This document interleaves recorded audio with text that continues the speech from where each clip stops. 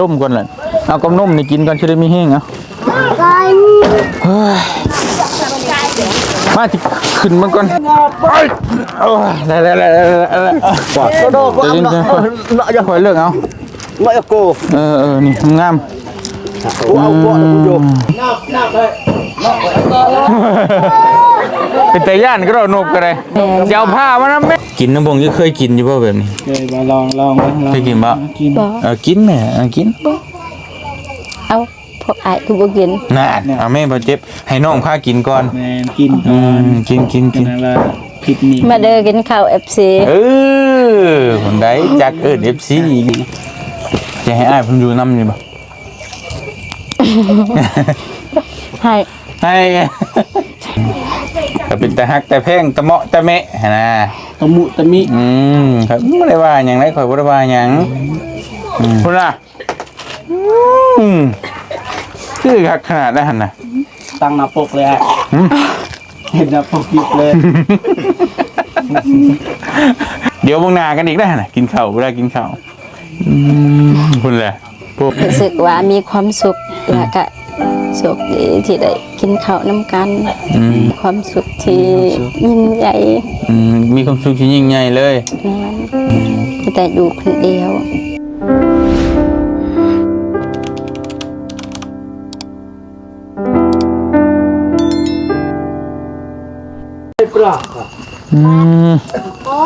เปิดภาพมาตอนค่ำพี่น้องบ้านนี้กินข้าวบ่ยายน้องบอกเรายายแซ่บบ่แซ่บแซ่บมื้อหน้าจะซื้อมาฝากอีกเด้อลาบไก่กับขัวไก่บ่เตียงชอบมั้ยใช่ตัดภาพมาตอนค่ำพี่น้องเลยกับทักทายสบายดีพ่อแม่พี่น้องเบิดสุขุทุกคนนะพี่น้องเนาะบ่สิอยู่ในและก็ต่างประเทศพี่น้องก็ยินดีต้อนรับเข้าสู่ช่องบ่เตียงทองชาแนลคือเก่าต่อกันช่วงค่ำๆทางสร้างเฮาเฮ็ดเฮือนได้ซ่านผู้กินอิ่มแล้วบ่สร้างเอ้ยเรียบร้อยแล้วได้ลงแล้วบ่ฝนก็ตกสบายดีเด้อไอ้น้อยสบายดีปูแล้วแหละพี่น้องเอ้ยไม่เป็นแล้วเนาะบ่พอบ่พอไม่ต้องบ่พอยังน้อยเดียวบ่พอยังจะแพ้นน่ะประมาณพอยังจะป้องอันนี้ประมาณ 4-5 แผ่นโอ้พวกกระเทินแท้ทำอิฐคิดว่าแบบ5เมตรเลยยาวลวดพอดีวันนี้4เมตรหัวตองยังแต่บ่โตนะยังแต่มงโตมันนี่พอดีแล้วไว้ให้ไอ้น้อยไปทมน้ำลายบนโตซื่อโอ้ยเนาะเอาเดี๋ยวจังว่ากันพี่น้องเอ้ยพวกดำเพนนี่เป็นเพิ่นบ่มาส่งได้อันนั้นอันฮู้จักกันนะบ่อันอ้ายอันมาเมื่อเว้นนี่คือว่าเราจะขายเพนละ70มั้ย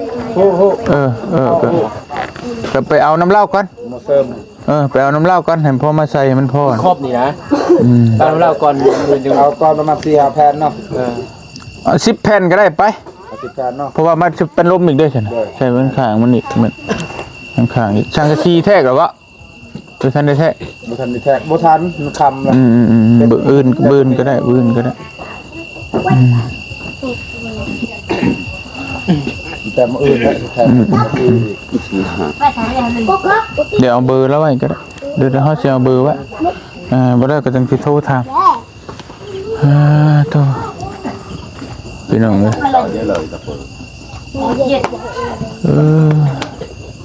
ประมาณเท่าไรตัวชั่วครึ่งได้หรอชั่วครึ่งประมาณประมาณ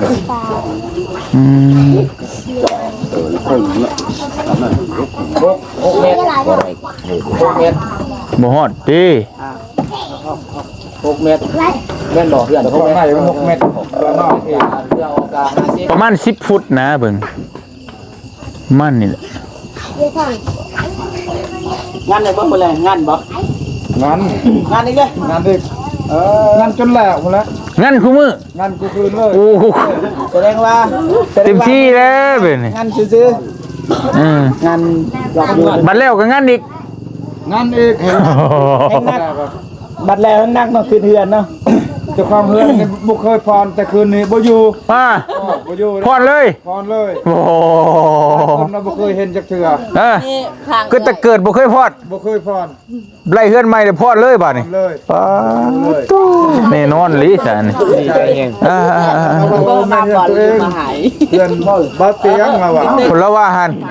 เอ้าข่อยก็สิได้มานอนพี่ได้ซั่นนี่เพื่อนบ่เตียงพี่น้องเอ้ย 4 45 แดงอ่าวไอ้เหี้ย ฮะ แดงอ่าว จะกัดคุณปอง เบาเจ็บเพื่อนเบาเจ็บเราจำสั้นก็ได้ที่บ้านเพื่อนเบาเตียงเบาดงบ่มีบ่ดงเบาตูนี่เบา50แผ่น ประมาณนั้น ยาวดิ ก็สำนันเลยแล้วหมดสำนักเลย50แผ่นถึงตัดถึงอันนั้นเลยแบบต่อรวมหมดเลยทั้งลบทั้งอย่างบ่แม่นซะสียาวเลยเด้อซะสีบ่แม่นซะสียาวซะสีแบบ2เมตร4ยาวเท่านั้น 2 เมตร แม่น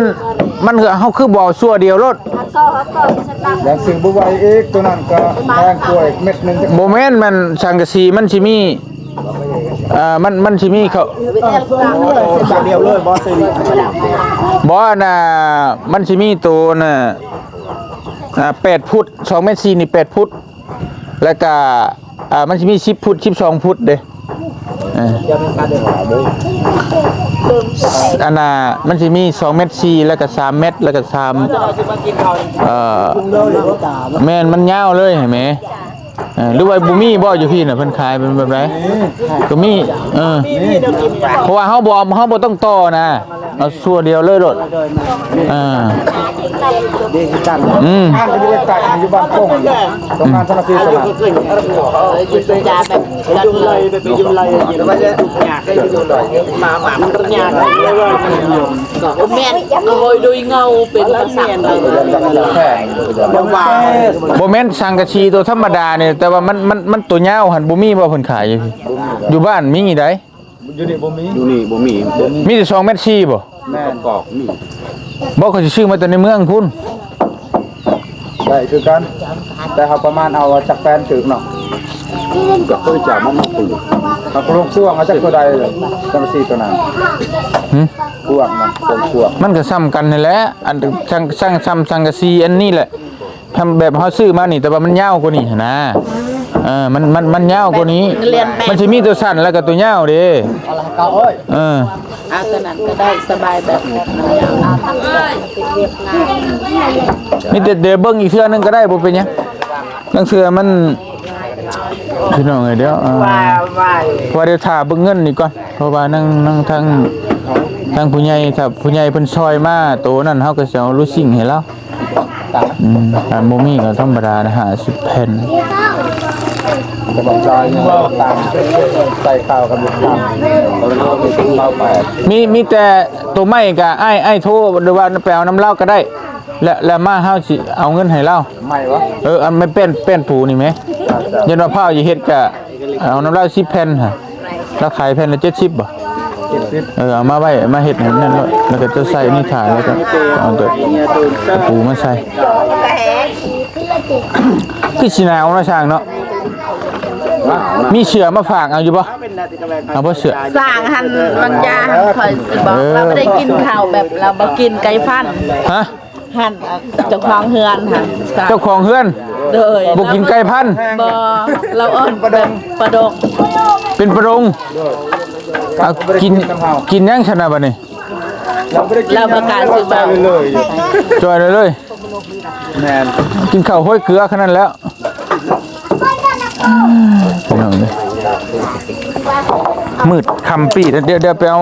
ตอนแรกนี่ก็บ่อยู่เลยครับจะแค่เพื่อนนี่ก็ได้ยันดินดำเท่านี้นะ ดินเด้อโอ้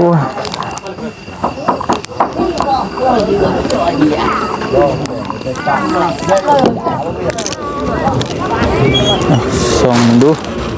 เอาเสือไปผากนั่นก่อนพี่น้องเนาะ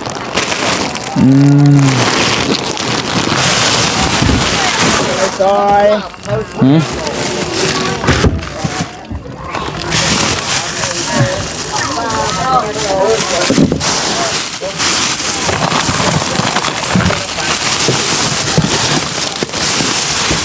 นี่เอาถือเจ้าบ่เจ็บเอาไปผากน้องเดิม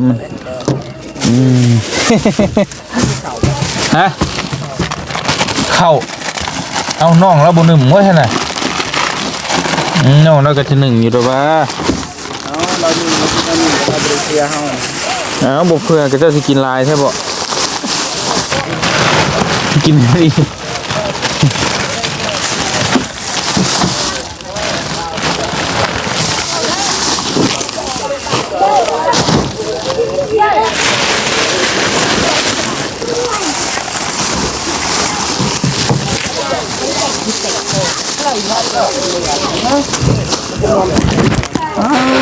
เป็นพละอายเด้อ มียังน่ะ เป็นอายแล้วก็มาขาย ขายมักเตง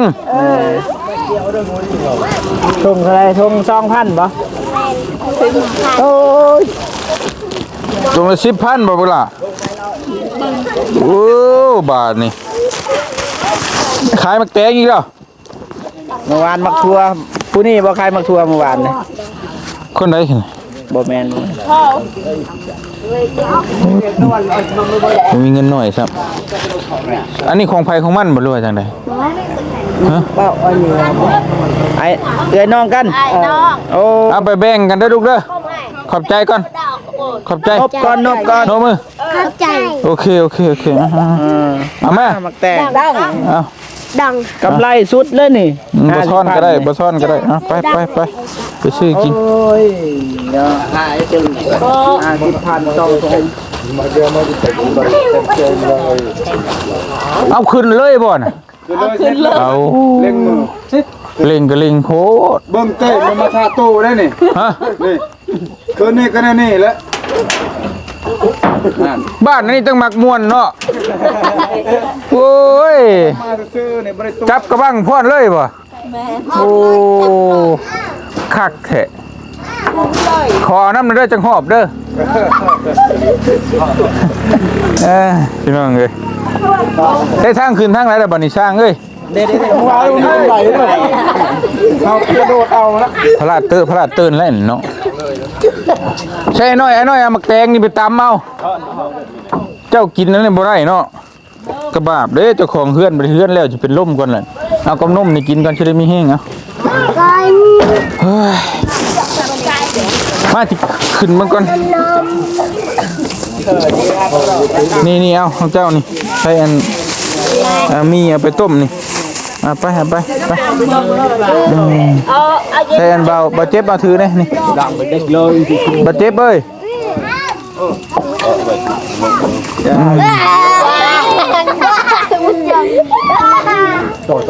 ขึ้นมาพี่ก่อนโอ้ยว้ายดึงว้ายโอ้ยโอ้ยเห็นบอลไอ้น้อยนี่มากินได้บ่เอาพี่น้องนี่เนาะเจ้าของเฮือนเฮ็ดตอดยอดเตียดเย็ดอยู่นี่เหลือเพนหนึ่งอันนี้ต่อกันบ่ได้บ่หั่นน่ะเอาฟังนั่นอีกเนาะ ตัดต่อเบิ่งนี้ โอ้ เบิ่งนะ น้อมรับเอาไว้อยู่พี่น้องช่างเพิ่นก็ตรวจจัดขนาดเนาะเดี๋ยวมีเสือมาพักมานี่น่ะมาเลือกเอามา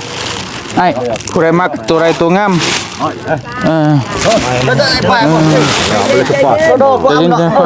จะคอยเลือกเอา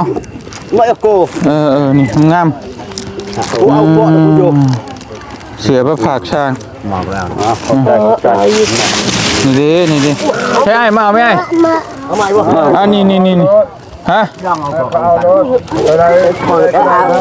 ไอ้น้อยมาเอาไหมไอ้น้อยเอาเอานี่ไปใช้เจ้าของเฮือนใส่เสื้องามๆนี่เอาไอ้คือตัวชี้ใหญ่นี่เจ้า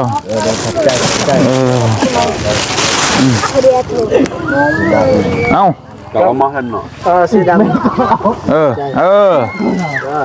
ผู้ใดกะนั่นก็ให้แบ่งกันผู้ใดตัวน้อยตัวใหญ่ก็แบ่งกัน ก็ช่วยหน่อยครับแล้วทั้งดีลงฝาเนาะนี่เนาะดังเลยแปลกอันพอดีแหมพอดีแบบนี้เอาลึกนี่ก็เลยจะหายหมอไหวเนาะบุญไหวใส่เลยโอ้ล็อกไม่ดังก็เลยได้เอาคือน้ำมันยังมาจุกไปจ่ายเลยพอดี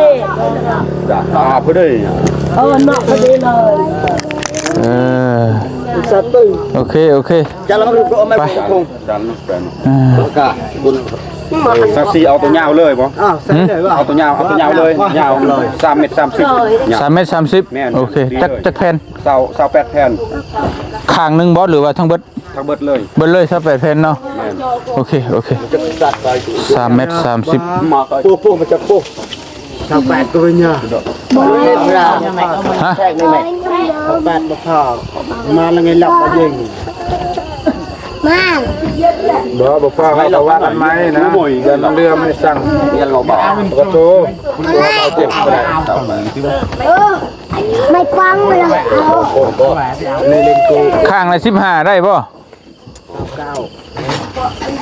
ตับปันเป็นมา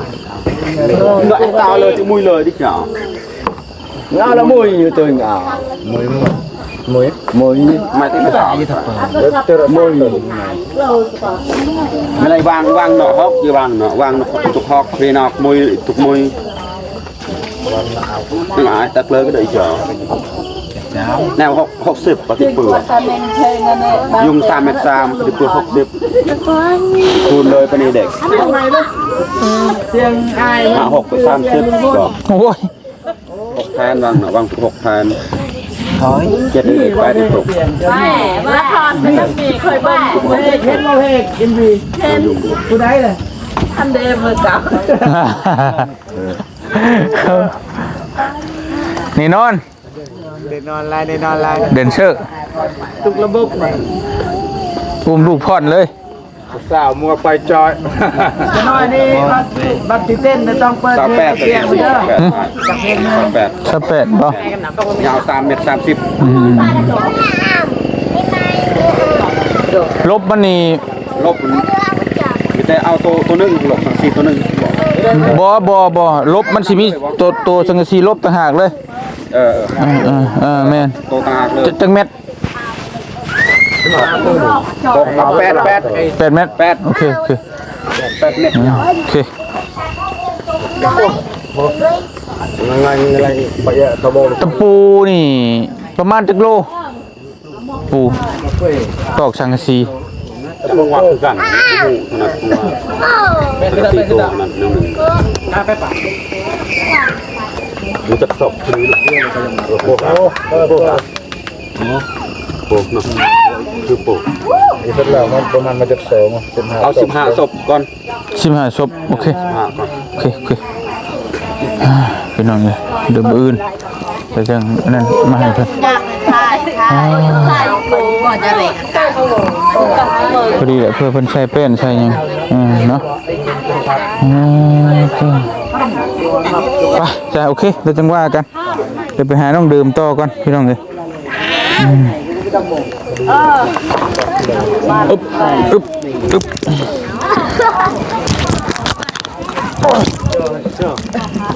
มานี่ไอ้จะเบิ่งไปบ้านนี่ไปพากหมึกแตงมัน2 ถุงพุ่นนะให้เพิ่นถุงนึงหมึกแตงเอาไปไว้ตำกินเนี่ยเฮ้ยไปตำดูกันกินเป็นแต่ย่านก็เรานกกันเลยยาวผ้ามานะแม่เฮ้ยย่านนั่นนี่เห็นไหมโอ้ยเนาะ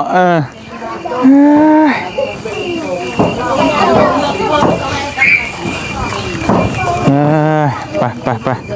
ใช่น่ะให้อาบน้ำโอ้เอามาอาบน้ำโอ้ยเดี๋ยวนี้เอาเห็ดยังนะเฮ้ยมันยังคือยังกระสึกดึงน้องแทนางคนตกวิญญาณโอ้ฝนตกเนาะโอ้ยน้องลำบากลำบนเด้ อีหลาเพิ่น ขึ้นได้ปะตอนนี้โอ้ยได้หยังมาสู่น้องเพิ่นกินมื้อนี่ไปเจ็บไป นั่งใส่เลย โอ้ย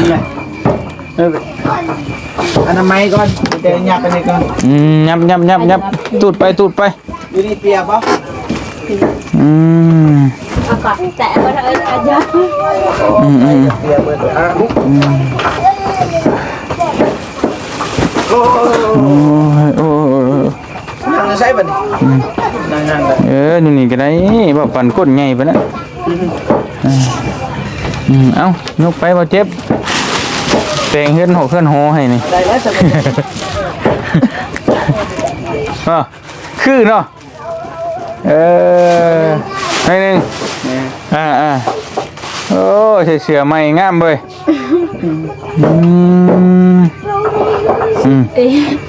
มียังแหละ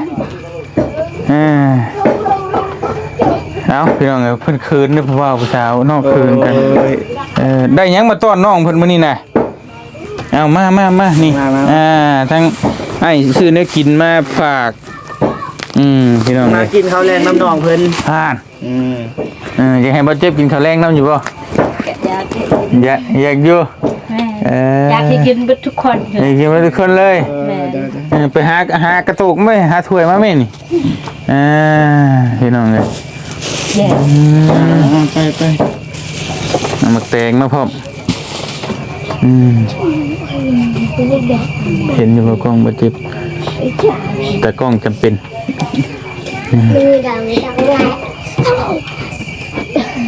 ยิ้ม ใส่กัดเลย เดี๋ยวไปกินข้าวเพื่อนผู้สาวนี่ยิ้มได้พี่น้องนะ มอบความอบอุ่นให้น้องเพราะว่าเพิ่นก็อยู่ผู้เดียวเลยครับมากินเป็นหมู่น้องเพิ่น นะครั้งแรกบ่นี่ ครั้งแรก เจ็บ ไปโอ้ทางนี้ป่ะมียังกินอ่ะ จักเลยไอ้ชื่อน้ำนี่แหละนี่พี่น้องเลยโอ้ติบข้าวไหม้บ่นี่ โอ้ นี่ มียัง หัวไก่ลาบไก่บ่นี่นะพี่ดามานั่งพี่มานั่งฟังพี่ไปเอาแกะเอาคือน้องเพิ่นนี่ว่าไงคือแบบแกะเลยไอ้สิเว้าแล้วเจ้าแกะไปรถแบบงมเงามาลายนะงมเงาเฮานอนมาลายเนาะเป็นกระขาดความอบอุ่นบ่เตียงก็ได้เพิ่นบ่เจ็บมานั่งเป็นหมู่น้องเพิ่นมานั่งกินข้าวกินน้ำน้องเพิ่นหั่นแหละเอ้ายับพี่มานั่งพี่มั้ยบ่เจ็บนั่งในหันหน้ามาพี่เพราะว่ามันหันข้างใส่กล้องโอเคนั่นแหละโอ้ยยิ้มเว้ย ดีใจ อารมณ์ดีใช่ป่ะเนาะคืออารมณ์ดีแปลก ปกติ ๆแม่นบ่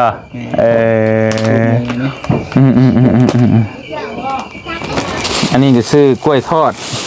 มันทอดอดลายเลยเป็นอย่างนี้เนาะมาชูมาฝากน้องเพิ่นอันนี้นี่ของตะก้องเด้ออันเบิดไทยไปน้ำยิบกินไปน้ำเด้อได้กินน้ำกันพี่น้องเลยอันนี้จะป้าโทษมีคนเคยมากินข้าวน้ำอยู่บ่ เคยมีป่ะแบบว่าผู้บ่าวนี่นะผู้บ่าวมากินอย่างผู้หญิงมีป่ะ ยิงบ่ แม่ บ่มี นี่ไม่เนี่ยเนาะ แม่นมีแต่เคยกินกับน้องสายกิน2 คน บัดน้องชายบ่อยู่เลย กินคนเดียว น้องชายมือกินคนเดียวทุกมื้อบ่น่ะ แม่นเงา เฮ็ดจังได๋บัดนี้ ก็บ่ฮู้สิเฮ็ดจังใด นั่งให้บ่ กินข้าวเคยมากินข้าวแล้วทั้งน้ำตาแล้วก็ไหลแล้วกินน้ำเคยมีป่ะ เคย ไม่มีเป็นหยังคือคิดแบบนั้นถ้ากินข้าวแล้วก็น้ำตาไหล แบบ แต่ว่าอาหารบ่แซ่บหรือว่าจังได๋ กินข้าว บ่ คน เจ็บ เดียว ใจบ่เจ็บก็ได้ กินข้าวคนเดียวแบบบ่ม่วนกินผู้เดียวบ่แซ่บ มันเหงาแหละเนาะ แม่ บอกง่าย เคยมีคนให้ในเกี่ยวแบบอาหารบ่แซ่บ ๆกินอาหารบ่แซ่บแล้วให้บ่ คิดแล้วตัวเองยังคือเป็นจังซี่ เหลือใจบ่ ทุกอย่างก็ยังเหลือใจ เคยมีเลย ให้บ่เคยให้บ่ เคยให้ กินจ้ำแจ่วเลยให้บ่ ตอนแก้วให้นี่ย้อนเฮาทุกอย่างเลยนะลำบากแบบนี้นี่เคยมีบ่ เคย อืม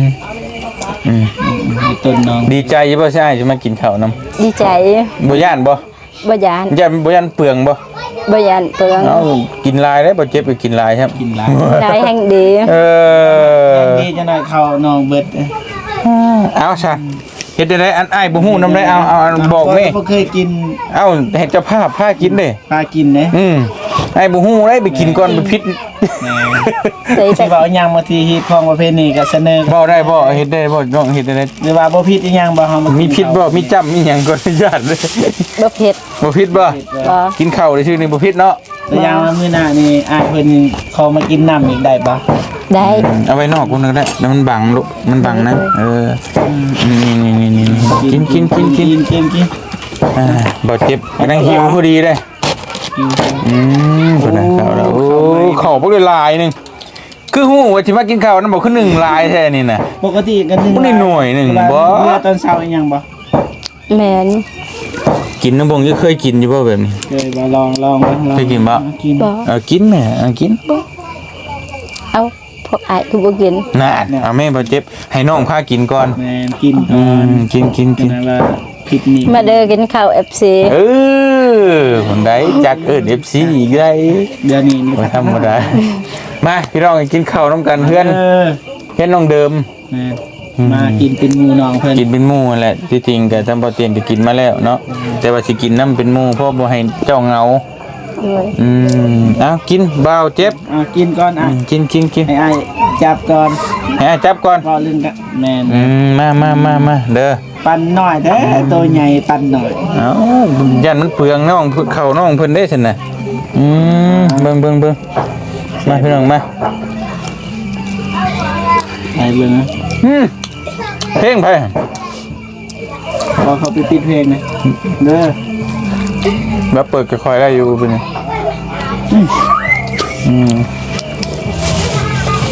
นี่กดแซ่บบ่มันทอด แซ่บแห้ง แซ่บแห้ง แม่น ทำได้ แห้งสำ ได้บ่ซ้ำรุดดุด กว่าหัน หามเอ้ย บอกปิดเพลงเลย บอกมันปิดเพลงเนี่ยลูกมอดเพลงเนี่ยเพลงบ่เสียงจะมันปิดสิ ติดวะ นิดเดียว โอ้จืดแล้วเพลงเอง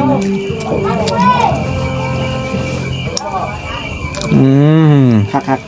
กิน กินน้องกินอยากบ่ผักอันนี้บ่อยากปานใดนะอยากได้ผักกาด ให้ประกาศให้ได้ลวกยอมกินบ่กินเท่านั้นน้อย แม่ กินนั่งกิน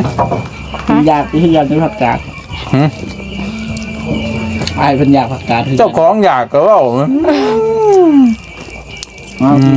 แซ่บแซ่บคัก แซ่บคัก แซ่บว่า นั่นแล้วกินได้หลายคุยใช่ได้หลายกินคำใหญ่ๆด้วยนะ เอากินนะกินนี่ให้น้องกินนั่นไอ้ก็ดีใจแล้วให้มากินต้นได้นะกินง่วง อ้ายมักบ่นี่ หวานไหวเสร็จครับ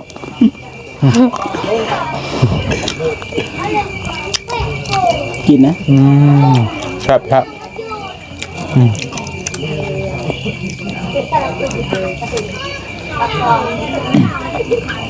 แต่ก่อนไม่ได้กินด้วยนี่บ่ บ่ กินแต่จ้ำแจ่วปกๆหั่นแหละ แม่น กระบะพี่น้อง จำแบบเบาๆจำเบาๆบ่ต้องจำปุ๊กคืออ้ายแล้วว่าเบาๆจำแห้งก็จังหน่อยมาเผ็ดมันสิติดลายมันสิเผ็ดนะ นี่แนวเว้าบ่เจ็บใช่ว่ากล้วยคือบ่มีว่ะตอนซื้อมาคือมีอยู่นะกล้วยนี่ทอดกล้วยแซ่บบ่กินเลย อิ่มเลยนะ อืม กินข้าวมาเลยดิ กินแล้ว กินแต่พวกอันเมืองบ่มวนนะ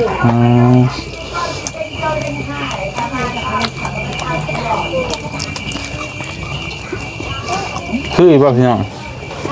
คือเยอะตลกแน่อันนึงเอาบ่มวนก็บ่มีใครมวนนะมวนในตอนนี้นะ จะให้อ้ายผมอยู่น้ำนี่ป่ะ ให้ ให้อยู่จังใด ให้อยู่แบบไร จังใดทนายยังนะ ฐานะเป็นไอ้น้อง เป็นไงเนาะ นึกแล้วนี่แหละน้องคิดถึกแล้ว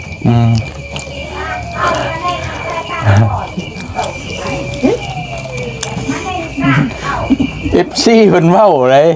บ่เจ็บไว้ FC เพิ่นบอกว่าค่ายครึ่งกันชนะก็เป็นตาฮักแต่แพงตะเมาะตะแมะนะ ตะมุตะมิ ครับบ่ได้ว่าหยังได้ข่อยบ่ได้ว่าหยัง กินเลย เอาพี่น้องคอมเมนต์เบิ่งเอาว่าได้ซั่นเนาะมันคือมันหยังหั่นน่ะลองเบิ่งบัดนี้ข่อยตัดภาพปึ๊บเด้อลองตัดภาพปึ๊บแล้วบ่มีข่อยบัดกินสองคนเจ้าคือว่า จังว่าคือบ่คือฮะคนละคือคักขนาดนั้นน่ะ ตั้งหน้าปกเลยอ่ะเห็นหน้าปกหยิบเลย เนาะ ดังตัวข้ามคืนนะ เดี๋ยวมองหน้ากันอีกได้น่ะกินข้าวบ่ได้กินข้าวคุณแหละโอ้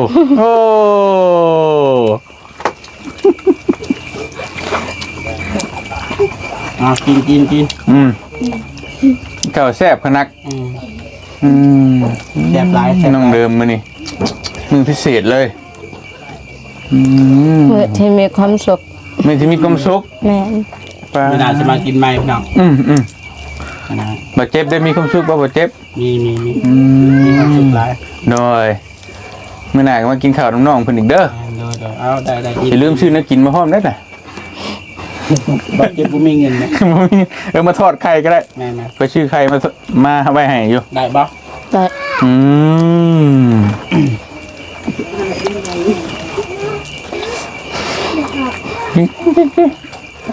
มานั่งกินข้าวนะครับ กะให้กิน2คนจะได้ บนที่2 คนเลยนี่กับ FC นี่ให้เป็นล้านคน บ่ได้อยู่2คน ดังมาได้ปืน บาดเจ็บอายุจักปีนะ 28ครับ 28ต้องเดิมเช้าเนาะ โดย พอดีผู้ชายอายุหลายกว่าอบอุ่น เราเจ็บเท้าแล้ว เท่าป่ะน้องเดิม บ่เท่า แน่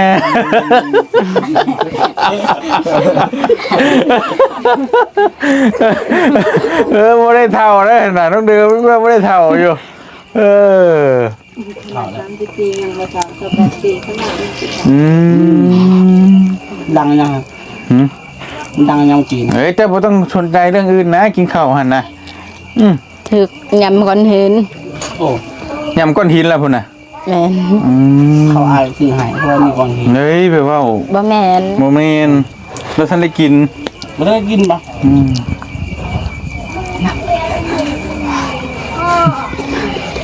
รู้สึกว่าเคยมาอยู่หน้าตอน กินด้วย อิ่มแล้ว ยิ้มแล้ว กินปะ อิ่มแล้ว บางทีวันนั้น อิ่มมกอิ่มใจล่ะ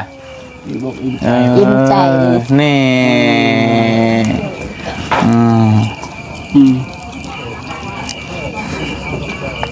กิน แต่ ปานนั้นเราบ่อยากไปไหนนะหากินเอาบ่เจ็บ จ้า เอาละจะมาที่นางทามน้องคนอิ่มละ พวกหลาเอ้ยเอาให้เพิ่นกินน้ำกันนะเอาครับ ชอก ปันกันกินผู้นั้นปันกัน นั่งมันเนี่ยมาจากตายเราเรือมาเป็นมือน้องคนก่อน เอากินน้ำกันเอา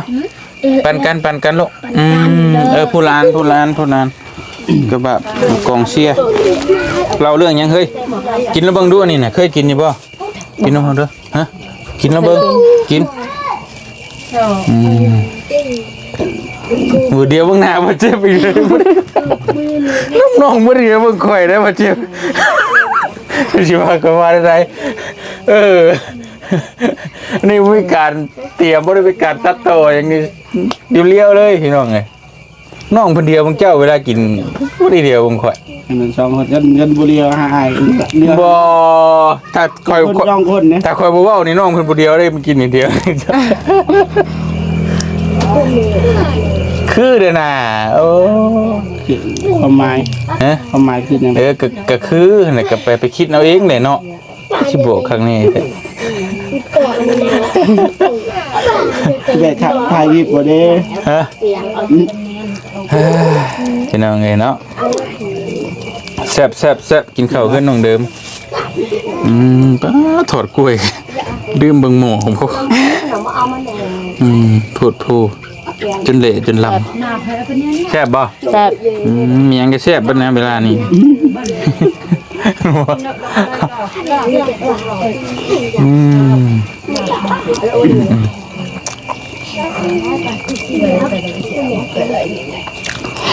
หมักแตงไม่ตามกินบื้นเด้อ เลย ตามงับทอดไข่ เลย ทอดไข่เป็นอยู่บ่ เป็นบ่ สิจะท นี่ตามบ่เจ็บก็ได้ แสดงว่าบ่เป็นแบบนี้นะแม่นบ่ ำแม่น เดี๋ยวให้บ่เจ็บมาสอนมื้อหน้าเด้อ โดย เป็นบ่ แต่ว่ามันมุนเบิดเด้ ผู้สอนก็ได้ แท้ มุนด้วยปุ้ย มุนปุ้ยแต่ว่ากินได้รสชาติเนี่ย มันก็กิน บ่รสชาติโอเค รสชาติโอเค แม่ แต่ว่ามันบ่เป็นแผ่น แม่ โอเคปืนจังว่ากันมื้อหน้าจังว่ากันเอาพี่น้องเห็นเนาะไปแล้วบัดนี้อิ่มแล้วก็มื้อได้เฮาบัดนี้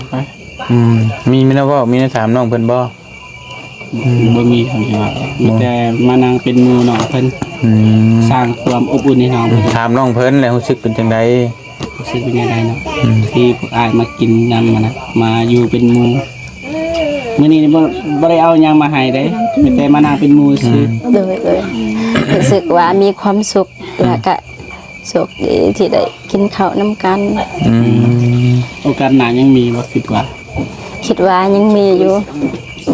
ถามอ้ายเพิ่นก่อนนะ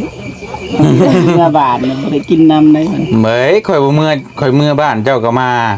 เป็นหยัง น้องหันมาได้แต่ว่าอ้ายนะ ก็บ่เป็นหยังคนอ้ายบ่ได้มาบ่เจ็บมากก็โอเคเด้อบ่ะก็ได้คือกันเด้อ มันบ่คักปานใดมัน แม่ มา บอกว่าปันได้ น่า บ่มีอาย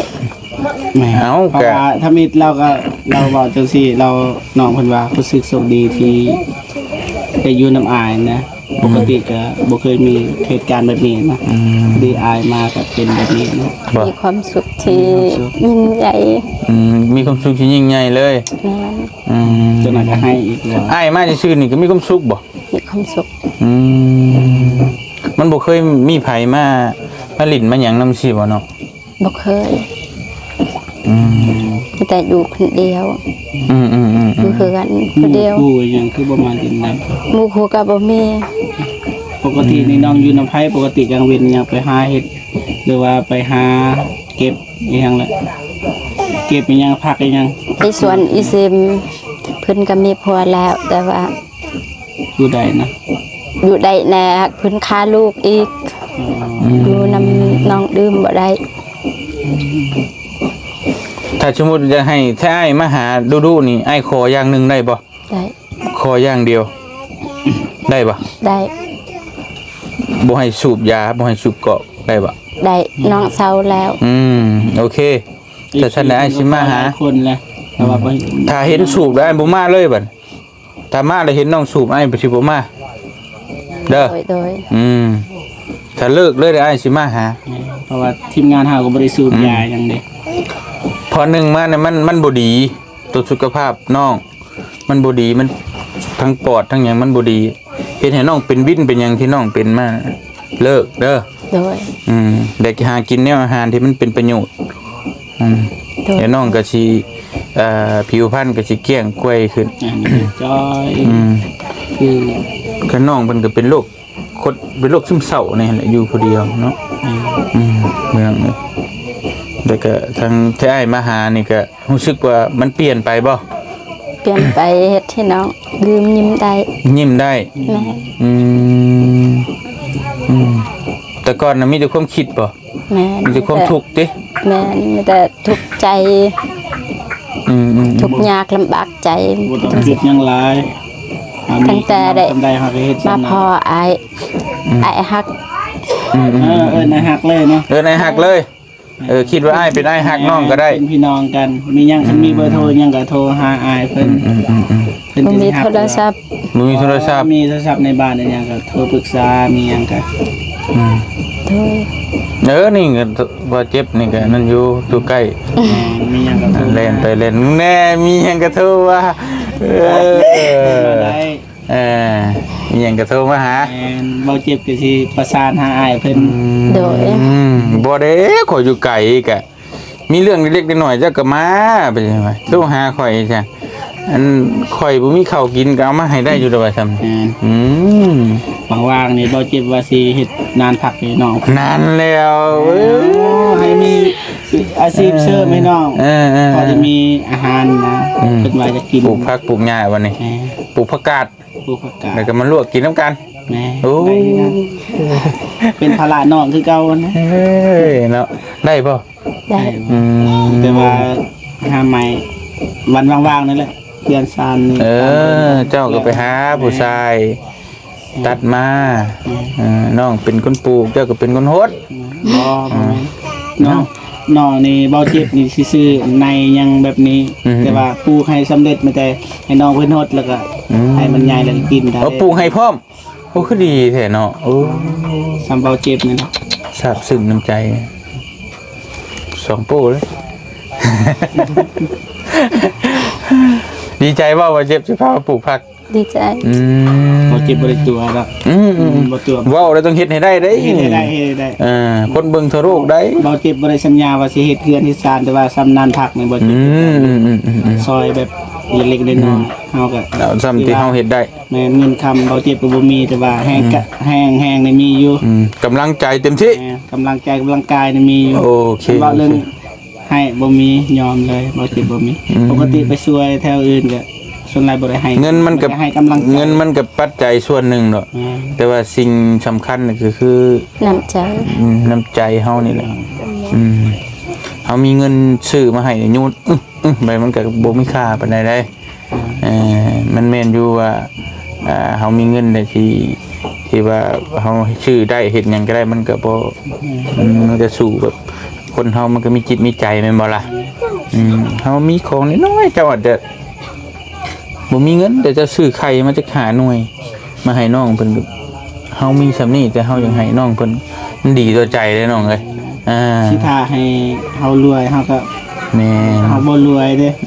คันเฮาคิดอยากแบ่งปันมีแต่ให้เลย นั่นแหละ ตอนนี้นะเฮาให้เลยถ้ามีหยังก็ให้แบ่งปันเล็กน้อยๆสิให้มันรวยเว้อว่าลังการเฮาบ่มี แม่น คืออายนี่รวยบ่ ถ้าให้รวยแล้ว อายรวยบ่ บ่ อันเด้บ่ได้รวยแต่ว่ายังแบ่งปัน ถ้าให้รวยแล้วจังซอยนะชาติหน้าก็บ่ได้ซอย แม่ เพราะว่าเฮาสิบ่รวย แม่ เฮาก็ต้องช่วยตอนนี้ มีหน่อยช่วยหน่อยมีหลายช่วยหลายถ่ายรวยล้นผ้าได้จังซอยนะบ่ได้ซอยดอก บ่ได้ซอยบ่ ซึ่งบ่ ซึ่ง ซึ่งใจ ซึ่งใจยิ้มหน่อยยิ้มใหญ่อยู่ แม่บางที FC เราคล้องใจจังแบบลุกเฮามันบ่ได้อันนะอยากฝากบอก FC นะ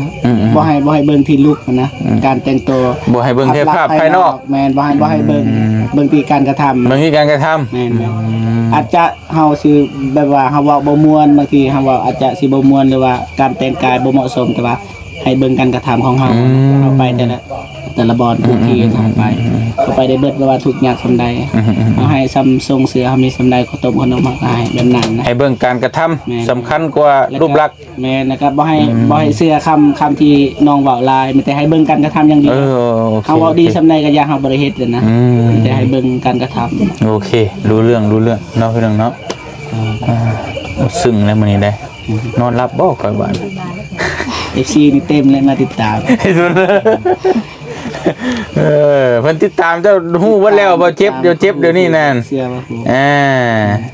เนาะไปฉันมีแต่นั่นแหละ โดย ไอ้กลับปะเด้อบัดนี้น้องเด้อ โดย เมื่อก่อนมื้ออื่นเจอกันใหม่เนาะ โดย นอนรับฝันดี เมื่อ เนาะ เค กั ย น ไทยเด้อ มีแต่ว่าซื้อเนาะ ให้โชคดีเด้อเดินทาง โดยเอ้าอยากบอกหยังน้องเพิ่นอ่ะ มีแต่ว่าอยากให้หมู่ครูมาอยู่น้ำมันนะเพราะว่าเครื่องคองเราก็มีนะไปไกลยังก็บ่ให้ไปไกลอยู่เขตนี้นะคันบ่มีเวียกเฮ็ดงานทำก็อยู่เขตนี้นะเพราะว่ามีเครื่องคองหลายเด้ ก็บ่ไปก็ย่าพอน้องก็ไปลำบากมาหลายแล้วข้าวก็มีเนี่ยกินก็ไข่เคยเนี่ยปลาแห้งปลาหึ่งไอ้ชื่อมาให้นะอยู่เฮือนนี่แหละเด้อ โดย บ่ไปหากินหายากก็ยากดอกช่วงไอ้เมื่อไอ้บ่มามันยังก็จังไปก็ได้ช่วงไอ้อยู่นี่ก็มีอยู่ดอกจังมันยังไปยากก็มีอยู่พอได้กินอยู่ โดย นังเทื่อเพิ่นอยากมาหาเพิ่นนั้นเพิ่นนี้มาหาก็ยังบ่เจอบ่ครบนะไปฉันไอ้เมื่อก่อนเด้อก ลับก่อนเนาะ โดยสบายดีเด้อน้องเด้อ โดยสบายดีกัน ไปกลับก่อนนะ มาเอาไม้มาให้ไอ้นี่โตพี่น้องแต่งตัวงามพิเศษเลยมื้อนี้เนาะบ๊ายบาย FC พร้อมบ่เจ็บบ๊ายบายบ่เจ็บนี่ บ๊ายบาย ไปพี่น้องเอ้ย เมื่อก่อนอาสาสมัครไปจับเลยเนาะ เนาะไปเจ้าก็ลงก่อนแหละค่อย ให้เด้ขนมให้น้องเมื่อกินเลย ก็ถือเอาข้าแล้วจับกล้องให้เหยียบเกือบไม้มุ่นบ่ได้บักหลาเอ้ยลูมเบิ่งให้ก็เบิ่งนางประตึแป๊บนึงไปเมื่อก่อนบาดนี้พี่น้องเอ้ยเอาเงินให้ทั้งยายเพิ่นก่อนไอ้เอ้ยเอาจังว่าเด็กชื่อเลี้ยงหัวช้างหัวเสือเด้อให้300,000เนาะโดยเอาชื่อนั่นมาให้ชูนายเพิ่นกินแน่จะแก๊สเท่าไรอยู่พี่บ่ ได้ครับ ได้รอแก๊สนึง ได้ โอเคเอาพ่อหอมปากหอมคอแล้ว เก็บไว้ได้ใครแบบนี้ โดย เมื่อตลอดปลอดภัย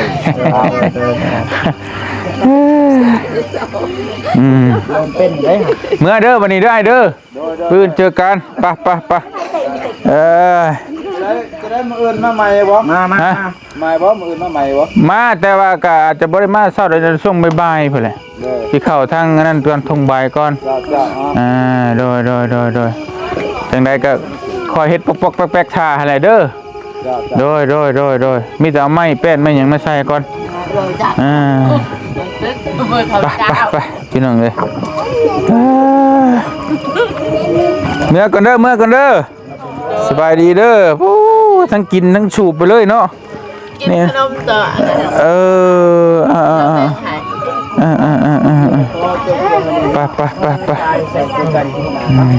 ไปบ่เตียงเมื่อก่อนอยู่ดีมีแฮงเบิดจักคู่จักคนบัดนี้เจอกันมื้ออื่นเด้อเนาะเป็นอะไรเจ็บหัวเจ็บหยังไข้อยู่บ่ผู้นึงเป็นผู้นึงเศร้าแล้วผู้นึงเป็นโอ้เนาะ แข่งคนมาหนึ่งเลย ไปเดินทางก่อนมื้ออื่นเจอกันพี่น้องเอ้ยสบายดีเด้ออยู่ดีมีแฮงบ๊ายบาย